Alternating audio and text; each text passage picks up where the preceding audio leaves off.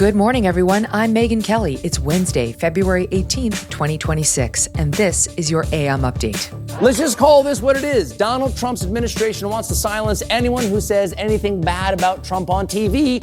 Stephen Colbert cries censorship, but there's a lot more to the story. So you are no closer to a suspect as a result of the DNA test, at least. DNA testing in the Nancy Guthrie case finally uploaded to the FBI's database with no match. Civil rights leader Jesse Jackson dies at age 84. And Team USA's women's Olympic hockey team readies to take on top rival Canada in the gold medal match. All that and more coming up in just a moment on your AM Update. How are you showing a little extra love this February? It could be about creating cozy, comforting moments at home.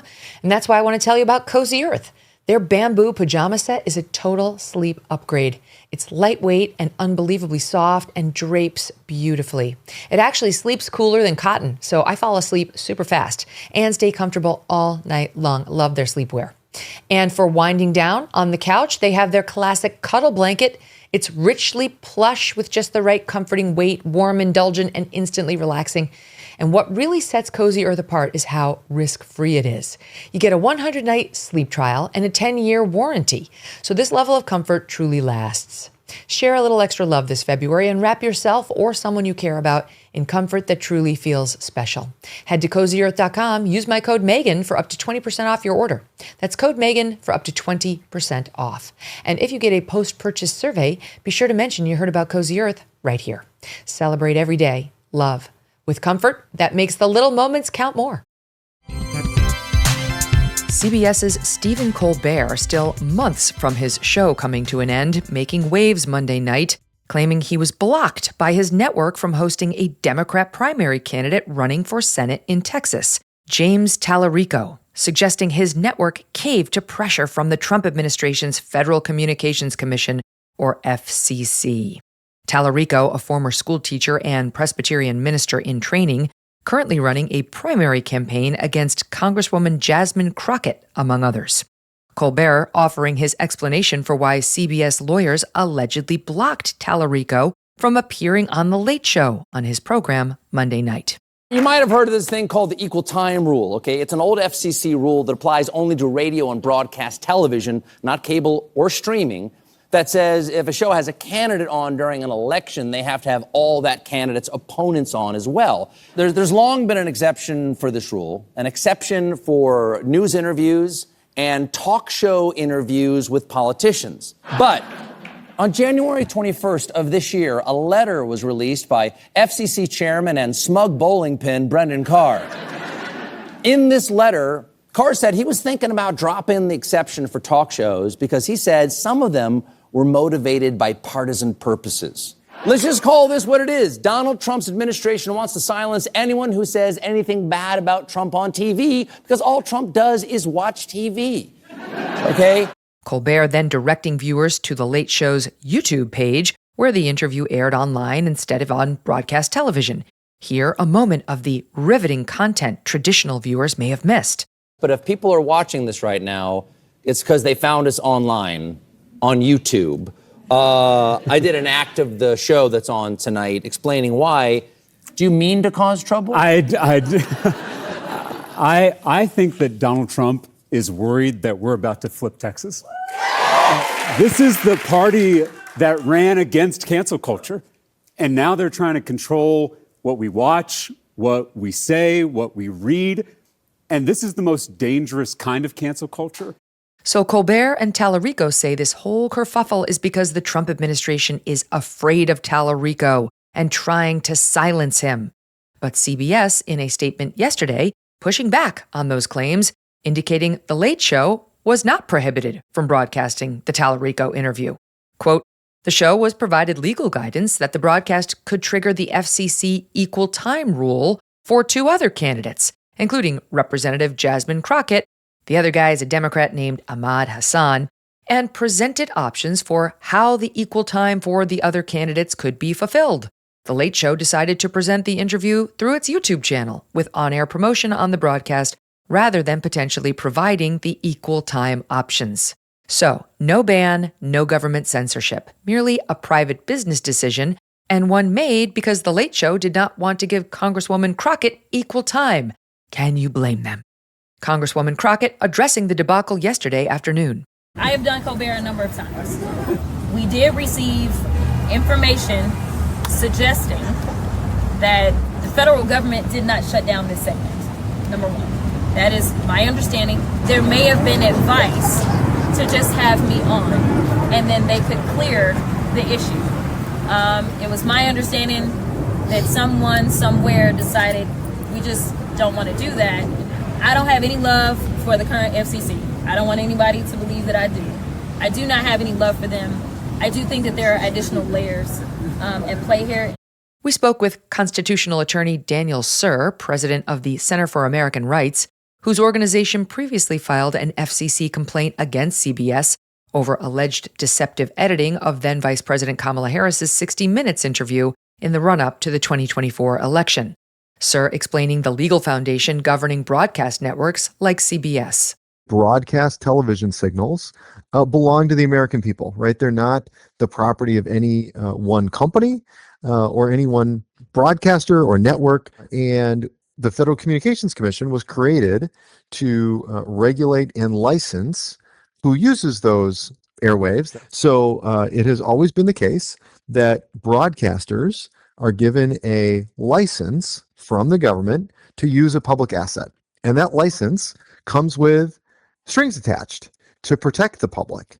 When television programs feature candidates on the public airwaves, they owe equal time to other candidates, right? We don't want television stations, which after all use the public airwaves, to be misused to advance one particular candidate.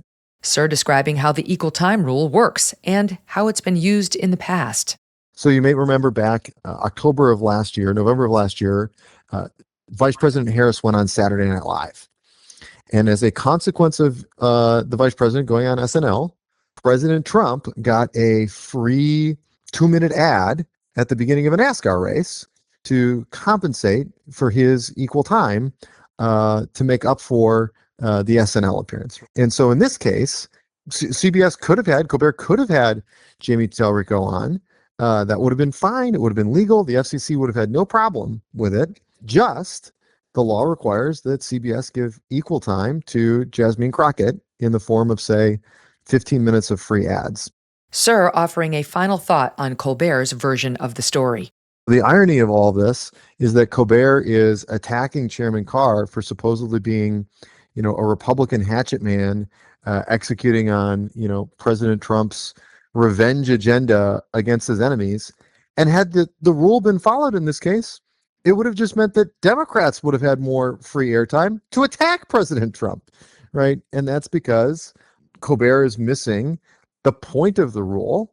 And the point of the rule is that it protects all candidates from all parties. The primary is set for March 3rd. Early voting began yesterday and runs until the 27th. A University of Houston poll earlier this month showing Tallarico trailing Ms. Crockett by 8 points, 39 to 47%, although the Real Clear Politics average has the race tied at 41. Whomever wins the Democrat primary will then face off against their Republican opponent for the seat currently held by Republican John Cornyn, who is running for the GOP nomination and would like to keep his seat. A long-anticipated forensic step now complete in the case of missing 84-year-old Nancy Guthrie. DNA recovered from a glove discovered a few miles from her home, uploaded into the FBI's CODIS database, yielding no hits. Fox News' Jonathan Hunt speaking to Pima County Sheriff Chris Nanos yesterday afternoon.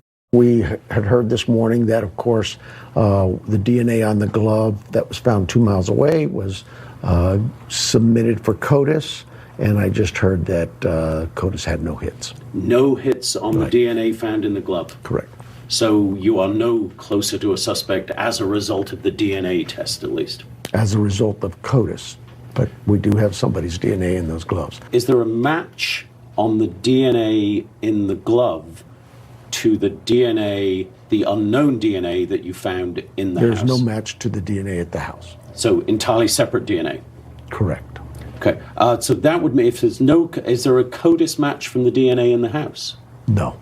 Investigators are not even certain if the glove recovered near the home is connected to this case at all, though it does appear similar to the glove worn by the masked figure caught on camera outside Nancy's house on the night of her disappearance.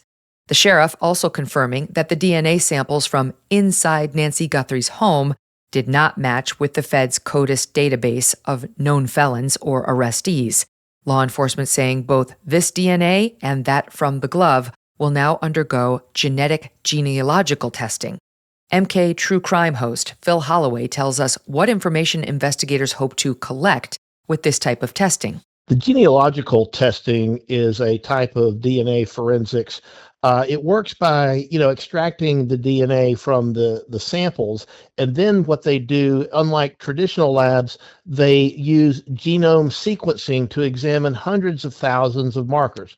That data is then used to build a comprehensive genetic profile, and then it's searched against the genealogical databases such as DNA Solves and acquired family DNA and other types of DNA profile aggregators to basically see if they can identify relatives of the subject, and then they use that information like an arrow to point it in the direction of who they might want to look at.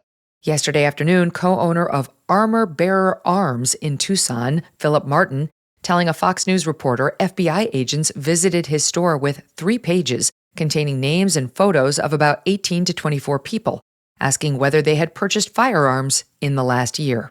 The FBI agent didn't tell me why he was here, other than just he wanted to know if somebody or any of these people that he had on the papers had purchased a gun from us. So I was able to look at the photos that he was showing me, and I told the FBI agent, I was like, I'm no investigator, but my intuition is telling me, based on how these people's facial hair looks like, it looks like the guy that was on camera at that house doing the kidnapping. And he honestly kind of just smirked and took a deep breath, and he was like, yeah, that's why I'm here. He was like, we're going to be going to different gun shops, checking to see if any of these names that I'm showing you here, any of these people have purchased a gun in the last year. And then so I just went on to check on our system to see if any of those people that were on the sheet had been in here to buy a gun, but unfortunately none of them had. Meanwhile, Sheriff Nanos once again reversing course on the issue of whether the Guthrie siblings or their spouses have been cleared in this case. On Sunday, the sheriff telling the Daily Mail, quote, nobody had been cleared. On Monday, the sheriff writing in a press release, the family, quote, has been cleared as possible suspects. NBC News reporting the change was not based on any new evidence. Then yesterday, the sheriff's office walking things back yet again, writing in its daily update, quote, at this time, the Guthrie family, including siblings and spouses, has not been identified as suspects. So, not cleared, but not, quote, identified as suspects, at least at this time. What a mess. Coming up, civil rights leader Jesse Jackson, dead at 84. President Trump reacting as the longtime activist and 2-time presidential candidate leaves behind a historic legacy. And the fiercest rivalry in women's hockey returns. Team USA and Team Canada set to clash for Olympic gold in Milan.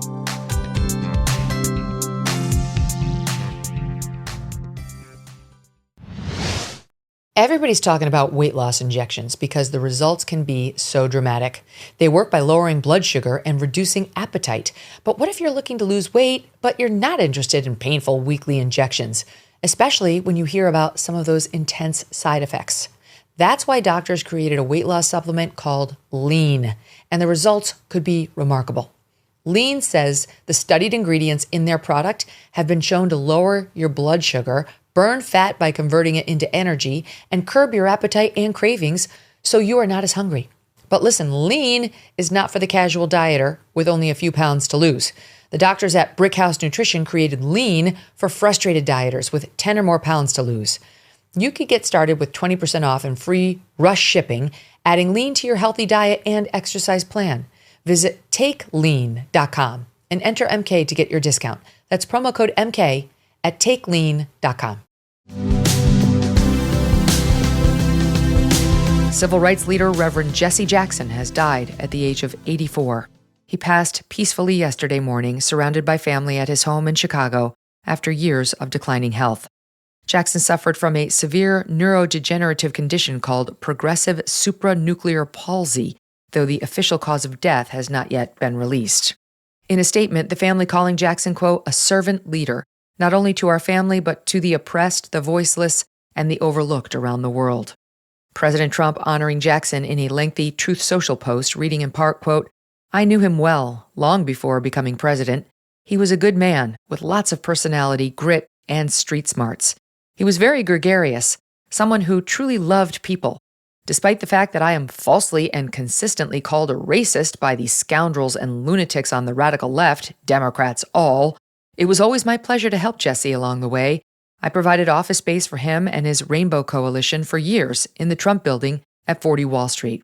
The Reverend Jackson and your humble correspondent crossed paths many times during the Fox News days, and, if you will permit me, he was always affable, warm, and genuine. Jackson, a protege of Reverend Dr. Martin Luther King Jr., later becoming a prominent leader in Dr. King's Southern Christian Leadership Conference, founded to fight segregation through nonviolent protests. Over the decades, Jackson founding the Rainbow Push Coalition, advocating for social justice, running for president twice in 1984 and 88, and becoming one of the leading voices of the modern civil rights movement. Here, a moment from Jackson's 1988 Democratic National Convention speech. I'm a working person's person. That's why I understand you, whether you're black or white, I understand work. I was not born with a silver spoon in my mouth. I had a shovel programmed for my hand. My mother, a working woman. So many days she went to work early, with runs in her stockings. She knew better, but she wore runs in her stockings so that my brother and I could have matching socks and not be laughed at school. I understand. Jackson's life was not without controversy. In 2001, he publicly acknowledged fathering a daughter, Ashley, after an affair with a Rainbow Push staffer. He is survived by his wife, Jacqueline, their 5 children together, his daughter, Ashley, and grandchildren. One of the greatest rivalries in international hockey returns this week. The U.S. Women's Olympic team set to take on Team Canada for the gold in Milan tomorrow at 1:10 p.m. Eastern. The event marking the 7th Olympic gold medal showdown between the two powerhouse teams. Team USA sealing its spot in the final round following a 5-0 win Monday against Sweden. Canada defeating Switzerland 2-1 in its Monday semifinal. Together, the rivals dominating the sport from the start, winning every Olympic gold medal in women's hockey, Canada in the lead with 5 golds to America's 2.